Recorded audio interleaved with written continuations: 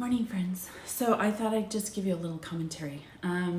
I was just talking to my husband, and we were saying how 3 months ago, just 3 months ago, I said, I'm going to live as one of Jehovah's Witnesses, and I'm going to die as one of Jehovah's Witnesses. And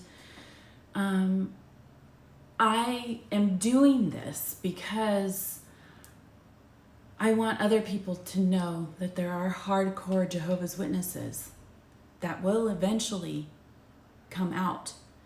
But it's important for all of us to say something. So your voice is important. I know some people just kind of want to not say anything. They stay in the congregations because of their families. And for me, everybody's circumstances are different, but I was so willing to, once it hit me like a brick wall. Eric Wilson was my tuning fork. My husband had been telling me these things for over 20 years, and I just didn't. Like I said, Jehovah's going to take care of it. But if we show our faces and we are honest, and we're honest with the circumstances that we see in the congregations, the problems that we see in the congregations, because individuals have asked me, well, what did you read? Well, I didn't. I was a quiet observer. And if you watch people in the congregation, if you watch the elders and how they treat their wives, that was key. How they treated their families, what their faces look like. Because after a while, your face turns into what you are inside. Are you a happy person? Are you a sad person? These faces change over time. And you get to see that. And you get to listen. Be a good listener.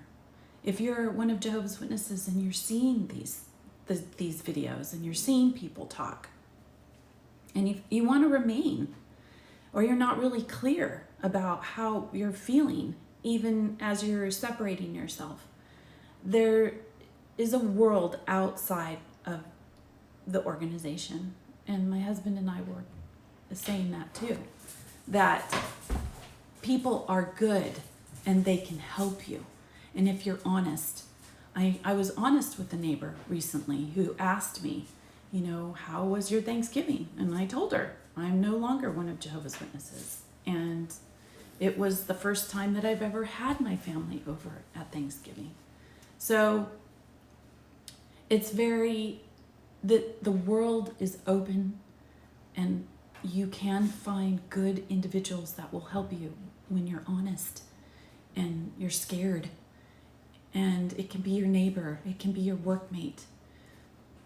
Some Jehovah's Witnesses, they're adults, and they don't even want to tell other adults in the congregation. If you're not one of Jehovah's Witnesses and you don't understand, it's fearful, it's scary, because you can't trust someone that you love and have known for 30 years to not go and tell on you to the elders or the brothers. So there's a lot of fear. And that's not a good environment for anybody to be in if you want to grow in any way, whether it be spiritually or emotionally. So, or you raise your children in that kind of fear. It is not healthy. So I just wanted to make sure that you know why I'm doing this, because my face is important.